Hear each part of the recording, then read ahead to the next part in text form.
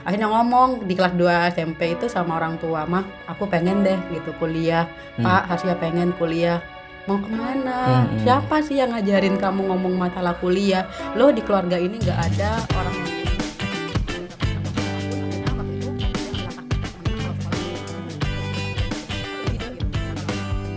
Teman-teman penyimak podcast mahasiswa, hari ini saya sedang ada di studio podcast di Jalan Raya Talanakan, dan hari ini saya kedatangan kedatangan tamunya karena saya yang mengundang begitu ya. Namanya Hasya, dia merupakan mahasiswa di Universitas Madura dan dia penerima beasiswa bidik misi ya. Iya, benar sekali. Dan termasuk peserta Pertukaran mahasiswa merdeka, pertukaran mahasiswa merdeka ke kampus UGM dan juga Universitas Syakuala Banda Aceh. Oke. Jadi yang pertama-tama yang mungkin akan saya tanyakan itu adalah pertama menjadi penerima beasiswa bidik misi. Jadi ceritanya gimana? Kemarin kita sempat ngobrol ya. Katanya kalau kamu nggak dapat bidik misi itu kamu nggak bakal bisa kuliah. Benar sekali, Kak. Nah, jadi gimana ceritanya itu? Aku anak dari seorang penjajah jamu keliling gitu kan. Orang tuaku dari umur 4 bulan, kakakku yang pertama sudah jualan jamu keliling Kak, kemana-mana, sampai pada akhirnya jualan cemilan, jualan tahu isi gitu. Dia dijajakan ke rumah orang gitu. Nah saat itu aku punya mimpi, aku pengen banget kuliah, ngelihat orang di kampus bisa belajar. Itu aku waktu itu masih kelas SMP kelas 2. Nah, terbesit di benakku, Tuhan kayak apa sih nikmatnya kuliah gitu Kak, ketika ada orang KKN gitu. Gitu ya kuliah pakai alma mater. Jadi terbesit terbayang terus. Akhirnya ngomong di kelas 2 SMP itu sama orang tua, mah aku pengen deh gitu kuliah. Pak, Hasya pengen kuliah. Mau kemana? Siapa sih yang ngajarin kamu ngomong masalah kuliah?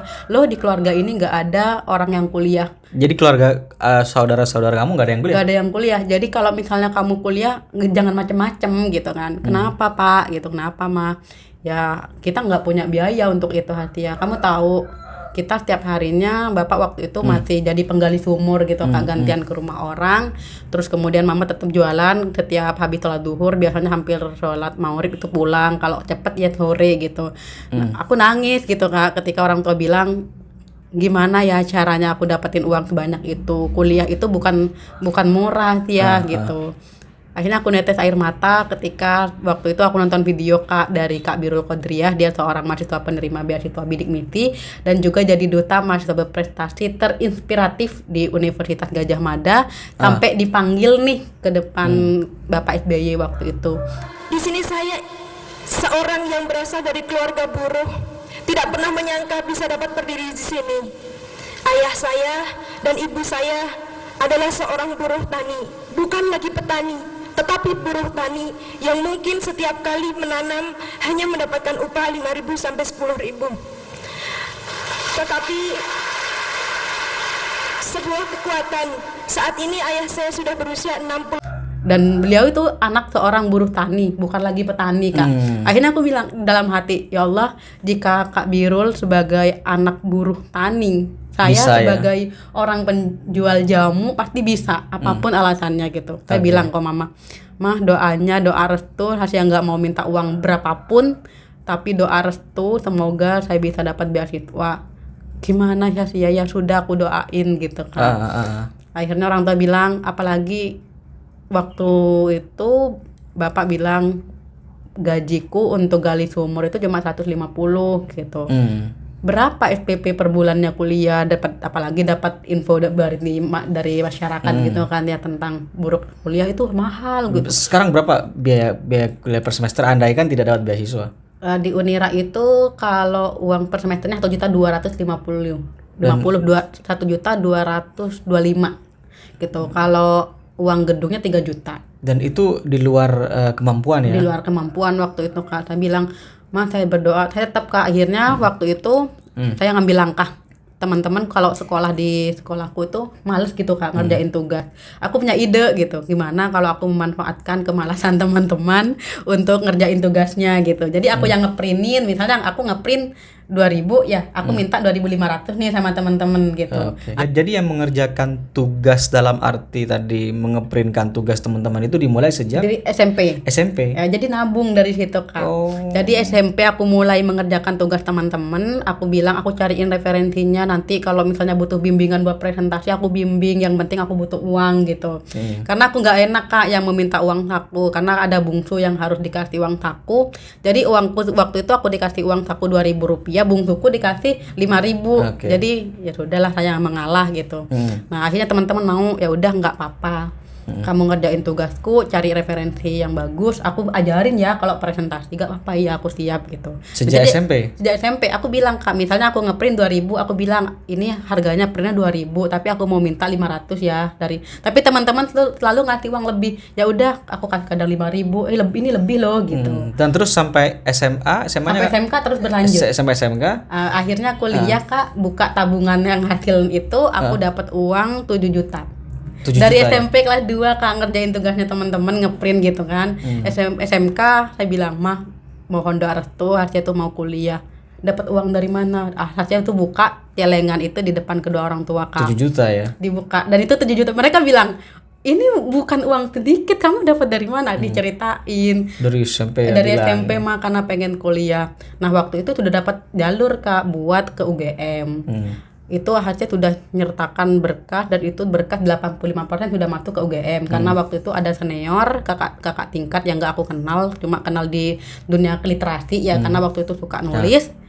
Nah, dikasih arahan buat kuliah di UGM, ayo Hasya lewat jalur beasiswa kamu bisa. Ketika 85% berkas sudah masuk, semua prestasi sudah saya masukkan, akhirnya harus ditarik lagi Kak, gara-gara bapak itu mengalami penyakit yang gak lazim. Kelas 3 itu SMP, SMK bapak mengalami penyakit yang gak lazim. Dia gak ingat sama aku, gak ingat sama orang tua, yang sama mama juga ngamuk-ngamuk. Gimana ya, kayak orang Madura itu bilangnya kotekaan gitu kan. Iya. Udah gak ingat sama sekali, ngamuk sampai aku dicekik, dan aku hampir meninggal di tangan beliau waktu itu karena udah nggak inget aku lagi gitu.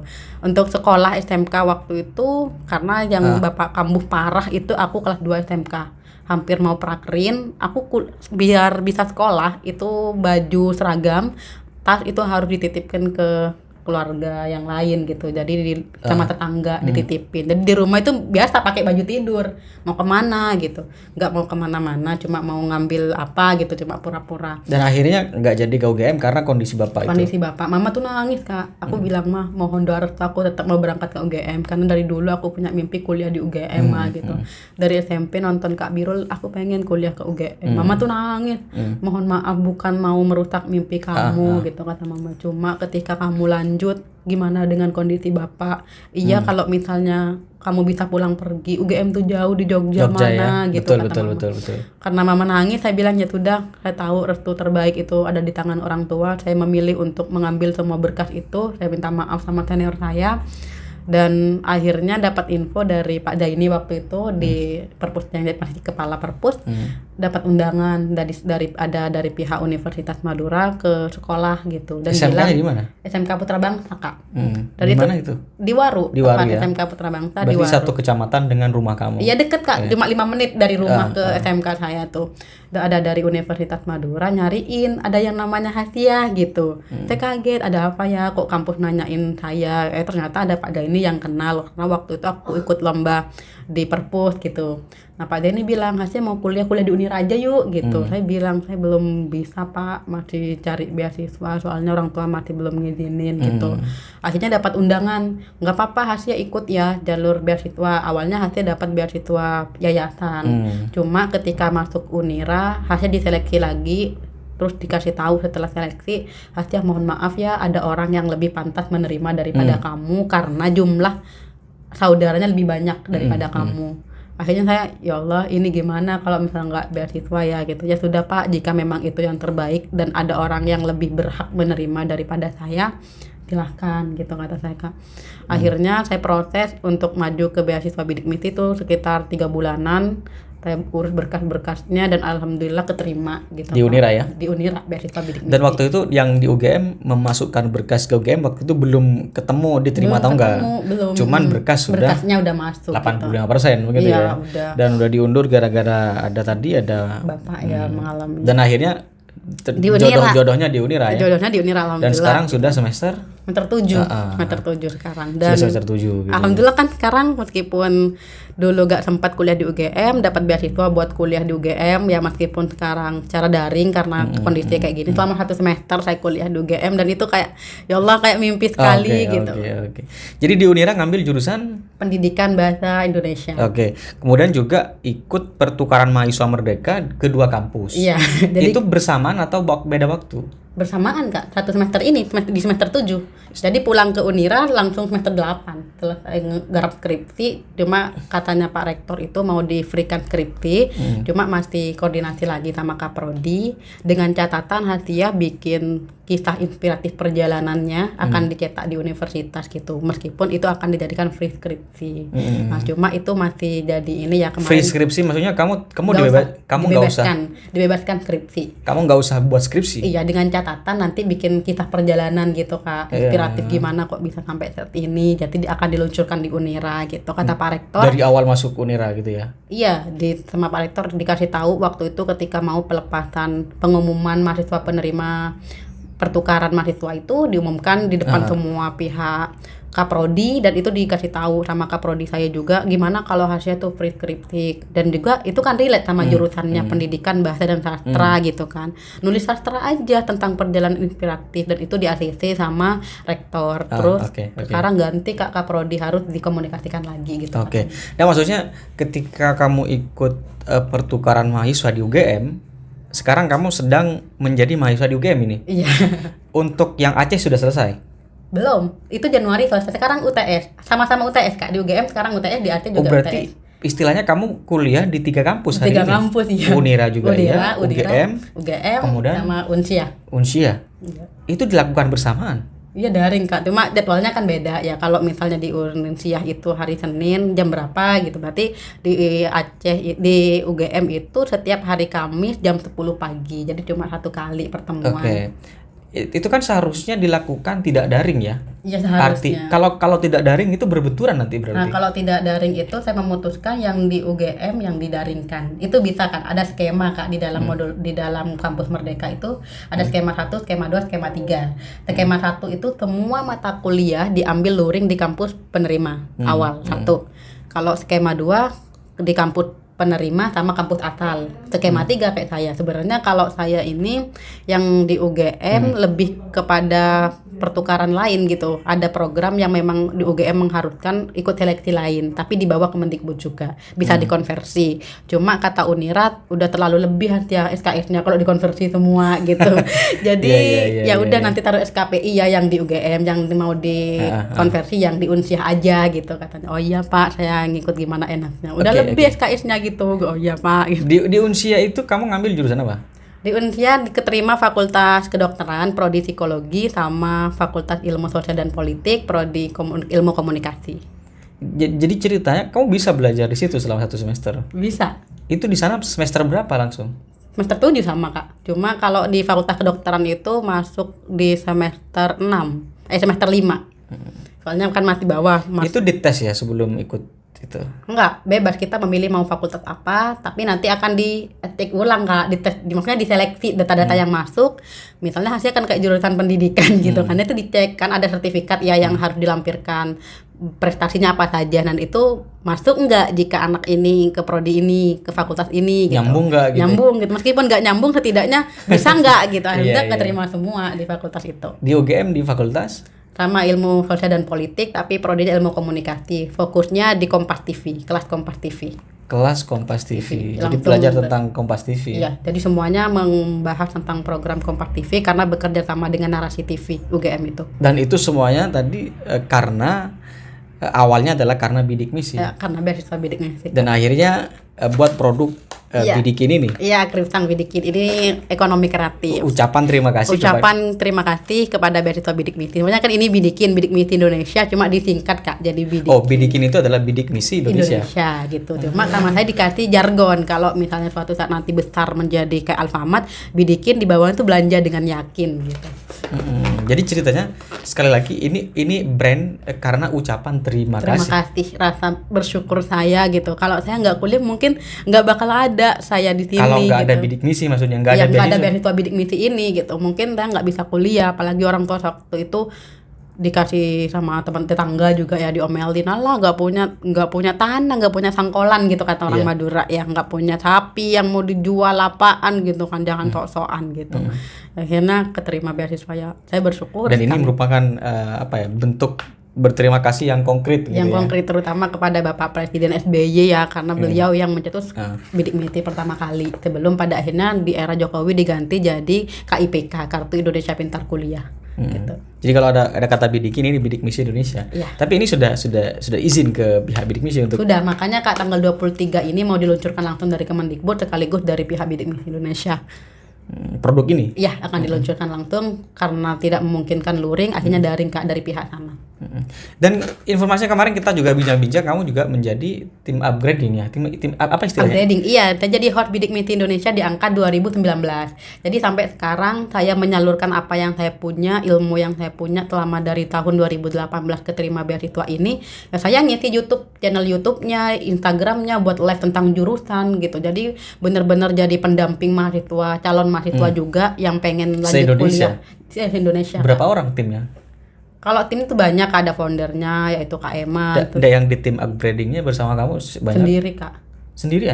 Sendirian. Jadi kalau yang ngurus waktu itu kan belum bisa luring ya. Biasanya kalau luring ya kita langsung ke sana Kak. Misalnya ke upgrading ke Lampung, ya udah saya satunya ke Lampung. Cuma kita daring waktu itu 2020 kemarin sudah terlaksana, ada volunteer. Kita melaksanakan pembinaan selama kurang lebih 2 bulanan karena anak-anak mendampingi adik-adik yang mau kuliah jalur beasiswa ini. Gitu benar-benar kita membuka volunteer dan itu lebih banyak orang yang mendaftar untuk mengabdikan diri ke Bidik Misi. Karena selain saya jadi host ngisi YouTube-nya, terus ngisi Instagram buat konten-konten yang berfokus pada pendidikan gitu Kak. Jadi saya terus berharap ilmu yang saya dapatkan ini kan karena beasiswa ini, makanya saya kasih kepada orang lain agar orang lain tuh yang waktu itu kayak saya yang nggak bisa kuliah lewat jalur ini barangkali bisa gitu. Jadi ceritanya kenapa kok keripik pisang? Ya kenapa di rumah itu banyak pisang gitu.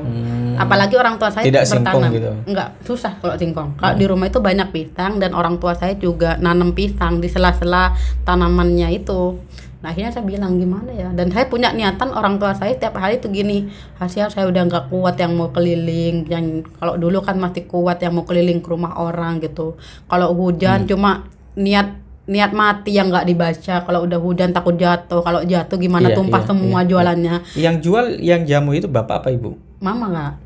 Terus bapak sekarang udah nggak kerja karena kan udah penyakit kayak gini kan, namanya penyakit. Tapi udah sehat dari nggak ingat itu sudah sembuh sekarang. Sudah sembuh secara fisik, tapi secara batin mungkin kalau ketemu tamu nggak terlalu ditanggapi Kak, atau mungkin nggak keluar gitu. Jadi kalau misalnya ada tamu saya bilang mohon maklum ya orang tua saya nggak bisa menemui, cuma mama doang atau saya yang mewakili gitu. Tapi kalau di rumah lagi produksi keripik ya beliau bantuin gitu, bantuin. Jadi cita-cita besar kamu setelah kemudian kuliah, nekat kuliah dari sejak SMP, SMA, nekat kuliah, nabung dan seterusnya, dan hari ini alhamdulillah dapat Bidik Misi dan sekarang udah ciptakan produk, cita-cita besar kamu nanti apa? Kalau dari saya pribadi saya lebih kepada pengen jadi orang sosio planner sih Kak. Kenapa sosio? Saya pengen membantu masyarakat di desa, terutama yang putus sekolah kayak saya dulu kan harus nggak bisa kuliah tapi maksa gitu.